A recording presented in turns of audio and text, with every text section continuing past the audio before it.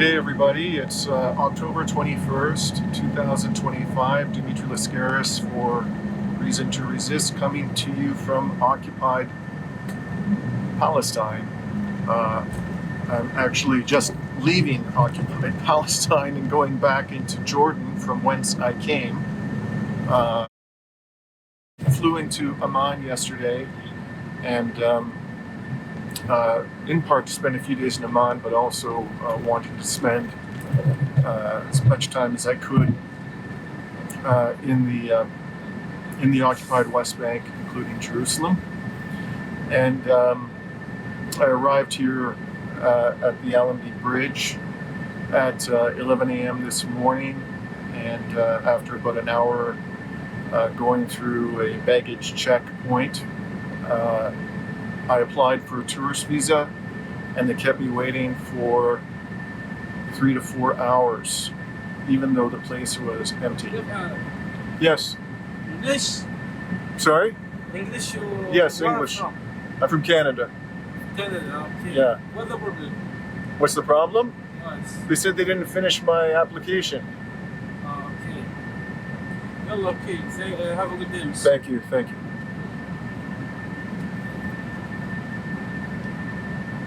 That was a Jordanian border official asking me why I am coming back. So anyways, during those 3 to 4 hours, I was interrogated, not in a violent or threatening way, but it was persistent questioning for a good 20 minutes by two individuals, one of whom spoke with an impeccable American accent, the other of whom spoke with a thick Israeli accent.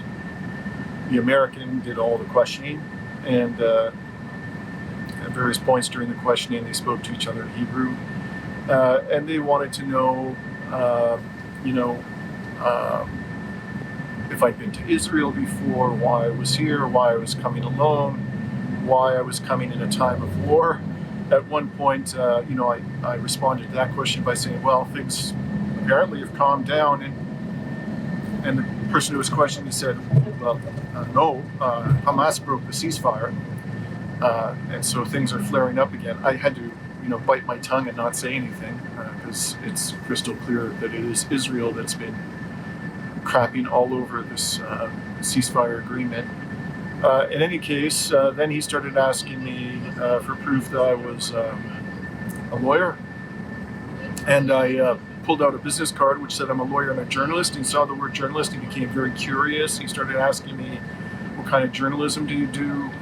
I said I write about the law, and he then asked me, have you written anything about Palestine? Well, he didn't say Palestine. He said, hi, how are you doing? I don't speak Arabic. Okay. Thank you. And back. Iraq? Yes. It's my bag, yes.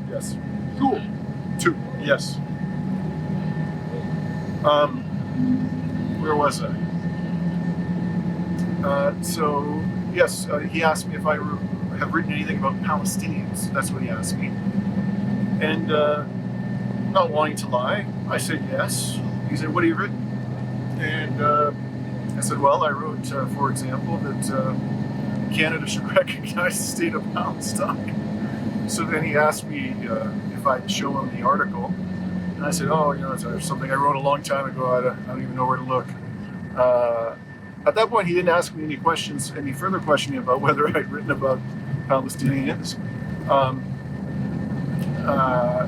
And he eventually, asked me all he wanted to ask me. He walked away along with his colleague. They disappeared for an hour, and then I was approached by somebody else, customs official or an immigration official, who said to me, here's your passport, we're closing down. They weren't able to process your application for a tourist visa before our office is closed today. If you want, you can come back tomorrow at 8 a.m. and they will complete the process, but I can't assure you that you'll get a tourist visa. And it may take up to 4 hours for them to decide. So I don't know whether I'm going to come back, but I probably will. I'll probably give it another shot. But this whole thing is frankly preposterous because, this is the Allenby Bridge, the border crossing Allenby Bridge between Jordan and occupied Palestine goes into the West Bank, which is Palestinian territory. It's occupied Palestinian territory, and the International Court of Justice ruled last year that Israel's occupation of the West Bank and the Gaza Strip is illegal. It must end as quickly as humanly possible, and really they have no right whatsoever, moral or legal, the Israelis, to be controlling the border of the occupied West Bank, border between Jordan and the West Bank. And it's preposterous that they, are obstructing people like me, a supporter of the Palestinian people, from coming in and, providing whatever support I can to our brothers and sisters at this time of Israeli genocide. For whatever, because they don't feel comfortable with my presence or whatever damn reason they had for not issuing me the tourist visa. Anyways, I will definitely keep you posted about what I do next. Hopefully, I will be able to gain entry into Palestine tomorrow, when I probably will make another attempt. Good morning, Dimitri here again. It is October 22nd. It's about 8:30 a.m. here in Jordan. I'm again with my trusted taxi driver, Ahmed, and we are now a few kilometers away from the Allenby Bridge. Yesterday, when I attempted to enter occupied Palestine, I stupidly departed Amman at about 11 in the morning, and by the time I went through Jordanian customs and actually got to the Israeli border facility on the other side of the Allenby Bridge, it was probably at 12:30 p.m. So, and the whole thing appears to close down at around 5 p.m. So I got up earlier this morning, and I expect to be at the Israeli border facility once I get through Jordanian customs at around 9:30 or so. So hopefully this was all just a question of insufficient timing yesterday, and I'll be permitted to enter. But whatever happens, I'll let you know. Signing off for now.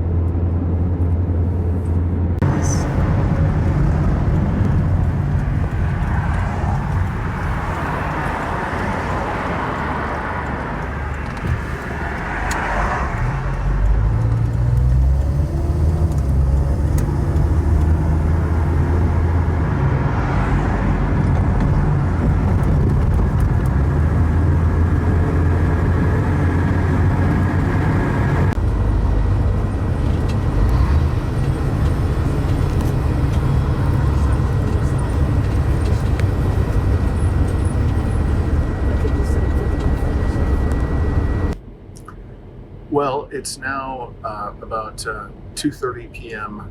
local time. I am at the border inspection facility established by the genocidal Israeli entity on the Palestinian side of the Allenby Bridge, or as the Jordanians and Palestinians refer to it, the King Hussein Bridge. So from Israel's perspective, I suppose I'm on the territory of Israel, but from the perspective of international law, this is occupied Palestinian territory. It's the occupied West Bank, to be precise. And I'm sitting on this bus because I've just been advised by an immigration official that my application for entry into the jurisdiction as a tourist has been denied. And I managed to record the part of the conversation in which he explained the basis of the denial, and here's what he had to say. I just want to... Yes, please, go ahead. So just to be clear, the security told you that because I go against Israel wherever I go, that's why they're not letting me into the country? They, recommend not to let you in, but your position and your ideas about Israel, so you're coming to visit Israel. Like, right. I see like there's something is not. Well, yes, I'm very critical of Israel. Yeah, exactly. But I'm Yeah, not. yeah. But I've come here many times, and I respect the laws. You did care many times, yeah, exactly. But now they're very strict after what happened here in Israel. Right. I don't know what you think about it. I think about it something different. So I understand, but you know, it's just an opinion, right? If it's a democracy, I know. people should be allowed to have. I know, different but opinions. it's an opinion. But you know, your position in Canada and what you do against, and you know, I don't want to go through it. You know exactly what No, exactly. I understand, but I just want to make sure I understand what the reasoning is for my being. The denied. reason is your activities outside against Israel. That's all. All right. So what happens? You have luggage? Yes. So just you know, to elaborate upon what I told him, I said I'd been here many times. The first time I actually came here was 40 years ago, almost to the day, when I was an undergraduate student traveling alone. And at that time, I actually was moderately pro-Israel, not because my family had any particular Zionist leanings, but just because I was, you know, taken in by the relentless pro-Israel propaganda in Canada, where I grew up. And it's interesting because even though at the time I was, you know, modestly pro-Israel, certainly not critical of the country in any way, I had a similar experience to the one I had today when I tried to enter. On that occasion, I came on a flight from Larnaca to Ben Gurion Airport. So I was 21 years old at the time. As I say, I was traveling by myself. I'd never been to Palestine before. And when our plane came to a stop on the tarmac at Ben Gurion Airport, we were instructed to exit the plane down a stairway onto the tarmac. They took our luggage out of the cargo bay of the aircraft, put it on the tarmac, and then we were instructed to claim our luggage. And as I was claiming my knapsack, it was everything that I was carrying with me, a large knapsack. A security official walked up to me and told me to follow him with my knapsack. He then walked over to a small truck that was parked near the aircraft. He opened up the back door, and I looked inside, and all that was inside was a round table and 2 chairs bolted to the floor and a light bulb overhead. And he told me to sit down, closed the doors to the truck, sat across from me, and proceeded to interrogate me about why I had come to what he referred to as Israel. And he repeatedly asked me if I was Arabic. He was very suspicious about the fact that I was a young man traveling alone. Clearly, he thought that I was up to no good. And my appearance didn't help. I could easily have passed for somebody of Arabic origin. And then after about 30 minutes of persistent questioning, I just broke out laughing, and he got very upset with me, demanded to know why I was laughing, and I told him the truth. The reason I was laughing is because if my you know, friends and family back home knew that I was being interrogated in this way, they would have found it ridiculous because I had a positive opinion of Israel, and there was no reason for him to be treating me this way. He didn't seem particularly happy with that explanation, and then he took me to the back of an airport to a secondary inspection area where some female Israeli soldiers poured through my knapsack. And I remember at one point it was kind of humorous. I had stuffed some clothing that desperately needed to be washed into some side pockets, socks and things like that. And when they took them out, these female soldiers, they were overcome by the unpleasant odor, shall we say.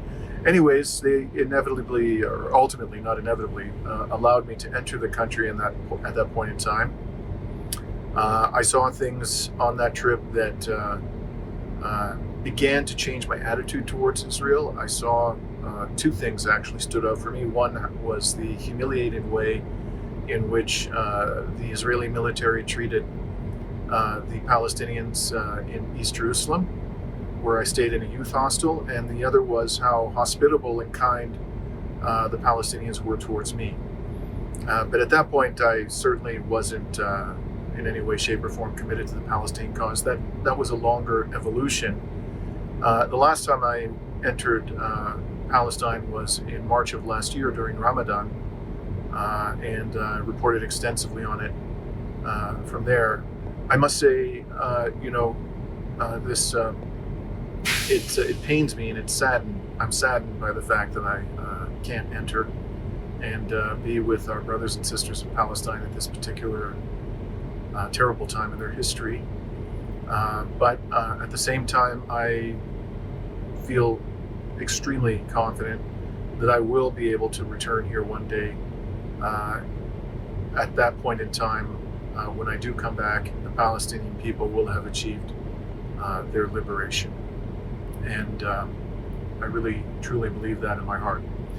So, in the interim, I thought perhaps I'd share with you some of the things that I experienced and observed while I was sitting in there today. I was in there for a good 3 hours. And first of all, I should comment that the level of security here is insane. And when I say here, I mean at this border inspection facility. So the process to get where I am now was as follows. First of all, on the Jordanian side of the King Hussein or Allenby Bridge, there is a Jordanian border inspection facility. Only certain people can go in there. People of certain nationalities, I should say, Canadians being one of them. And so I passed through a checkpoint, went in there, then they direct you to put your baggage through a metal detector, and then you have to see an immigration official who inspects your passport, then you have to pay a departure tax, then they take your passport and you sit down and you wait for a shuttle to take you to the other side. It has to be an approved shuttle, one approved by the Israelis. So you sit there for 45 minutes, an hour. Eventually somebody holding your passport comes up to you, tells you to follow them. You get on the shuttle and you go down the road towards the Israeli side of the King Hussein Bridge. And the first thing you come across as you're approaching the bridge is another Jordanian military outpost. There you have your passports inspected again. Then you cross the bridge, and at that point you will come to a succession of four separate checkpoints. And in each one there is a stoplight and a barrier that has to be lifted in order for the shuttle to be able to proceed. And at each point the vehicle is inspected. At the last point, or the second last of the 4 points, the checkpoints, there are security guards, or they actually were in civilian clothing, but they had machine guns. And one of them took a device and checked underneath the shuttle to ensure that there was no bomb. So, then after you clear these 4 checkpoints, which take some time, up to an hour, then you arrive at the border inspection facility. You have to check in your bags. They inspect your passport. You put your bags through a metal detector. You don't see them again until you've actually been fully processed. Then you go inside the facility. You put your any things you have in your pocket through a metal detector. Your passport is inspected. Then after that, you go to see an immigration officer, another booth. And at that point, I was told, just as happened yesterday, to sit down after the immigration official ran my passport through the computer. There must have been some notation in there about me having to undergo a secondary inspection. And so I sat down a few meters away from the booth where my passport had been inspected. And I had a good bit of time at that stage, 3 hours, to sort of observe what was going on around me. And before I tell you about that, I just want to comment on the levels of security here. Jordan is formally at peace with Israel. And not only is it at peace with Israel, but the leader of Jordan, this autocrat, Hussein, is as abject a vassal of Washington as one could possibly imagine. On that basis alone, his regime and its military forces cannot reasonably be regarded as a threat to Israel. But on top of that, Israel is so heavily armed by the United States and other states, and protected by the United States and other Western states, that if by any chance the leader of Jordan was minded to engage in any kind of military aggression against Israel, the Jordanian military would be annihilated. So there's really no security threat at all coming from the Jordanian side of the border. Now, there are certainly many people within Jordan who don't share their autocrat's affection for the genocidal entity and who are seething with anger at what is being done to the Palestinian people. And in fact, recently, right here at this facility, I think it was about a couple of months ago, a Jordanian truck driver shot dead 2 Israeli soldiers, as they call them. I prefer to call them Israeli terrorists. And so there is a threat coming from ordinary citizens and residents of Jordan who are justifiably outraged by what Israel is doing, not only to Palestinians, but to other Arabs of the region. But that's purely a consequence of Israel's own insanely aggressive and barbaric behavior towards the indigenous peoples of the region. At a statewide level, at a state level, Jordan is no significant threat to Israel. And so why do I say all of this? Because, we're told that the genocidal entity is supposed to be a sanctuary for the Jewish people. Well, if they require this level of security, this paranoid, extraordinary level of security at a border inspection facility right next to Jordan, how can anybody say with a straight face that this place is a sanctuary for the Jewish people? Clearly, it is a place where there are very significant threats to the Jewish inhabitants of Israel. And it's not because they're Jewish, it's because the state in which they live is a genocidal monster. In any case, as I was sitting in that facility, I think at least on 4 occasions just today, and 2 or 3 times yesterday when I was here waiting for hours for nothing, I was asked by some, customs official or border official if I was Palestinian, and they were clearly very interested in determining whether people seeking entry into the genocidal entity were Palestinians. That's not surprising at all. I mean, we can all see clearly to what degree the vast majority of Israeli Jews hate Palestinians and discriminate against them. But what I found interesting about this was, we're constantly told by these nutbar Zionists in Western countries that there's no such thing as a Palestinian. Palestine is a fiction and Palestinians don't exist. They prefer to refer to Palestinians simply as Arabs. And yet I found yet again and again as I was in this facility that representatives of the Israeli government, civil servants, and soldiers use the word Palestinian. So that just doesn't seem particularly consistent with this claim of the fanatical Zionists in the West that Palestinians don't exist. Another interesting experience I had was as I was sitting there waiting to undergo a secondary inspection, a female soldier, a uniformed soldier, walked up to me, and she said a name. I thought she said my name, but it wasn't clear. But she was clearly talking to me. She was looking at me right in the eyes, and she said, "Follow me." And I got up. She walked about 10 meters further where nobody else could hear us because there were other people sitting where I was sitting. She obviously didn't want them to hear what she was going to tell me. And she said, she looks at me and with a kind of authoritative, almost patronizing tone. And she couldn't have been, more than 23 years old. So she's much younger than me. And she says to me, "So you were born in Gaza?" And I said, "No, I was born in Canada." She goes, "No, you were born in Gaza." And I said, "No, I'm actually a Canadian citizen, and my ethnicity is Greek." And she says, "Are you sure?" And I said, "Yeah, I'm sure." So she then pulls out of her pocket a passport. It was a U.S. passport, and she opens it up and she's looking at it. She's looking at me, and there was a photograph of somebody who vaguely resembled me, but he was bald like me, but otherwise, and he was thinner than me. He really didn't look like me at all, I thought, but she clearly had confused me for this person.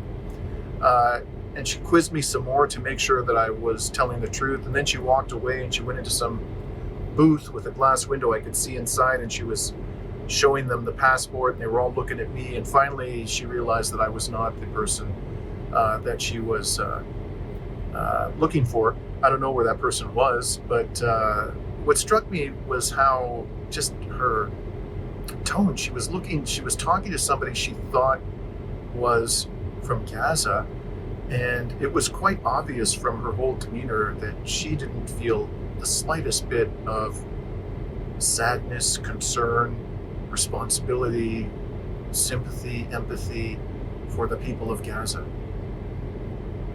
All I needed was a few seconds of interaction with this young female soldier to come away with that strong impression. The other thing that I saw was that as I was sitting there, waiting for my secondary inspection, a Palestinian man who was seated next to me was called over to that booth where the female soldier went into. As I said, there was a big glass window between the people inside the booth and the people who were approaching the booth. And so he goes over and she slips underneath the window his passport, and he takes it away. And as he's walking away, she pulls out a little bottle and starts spraying the air in the room behind on the other side of the glass immediately after he took the passport. Now, I don't know, it looked like a bottle of perfume or some scented water or something. Maybe it was just a coincidence she did that immediately after handing this Palestinian man his passport. But given the levels of racism in this country, I suspect that she did that because she was, she felt revulsion at having to interact with a Palestinian. That was just my sense. And the last thing I want to share with you, observation I have about this place, is that I've read that this is a very important entry point for humanitarian aid trucks from Jordan, which go on from here to Gaza. Well, I could tell you, I saw, I was on that road for quite some time, at various checkpoints coming in to this facility from the Jordanian side, and I saw almost nothing that looked to me like a truck carrying humanitarian aid, almost nothing. And I see none here parked in this large facility. In any case, again, I'm quite saddened not to be able to go into Palestine at this time, but I am going to continue to report as best I can from the Jordanian side on the nefarious activities of Western militaries here, and may even have an opportunity to speak to some local activists about their opposition to their government support, the Jordanian government support for the genocidal Israeli entity. For now, I'm signing off from Palestine on October 22nd, 2025.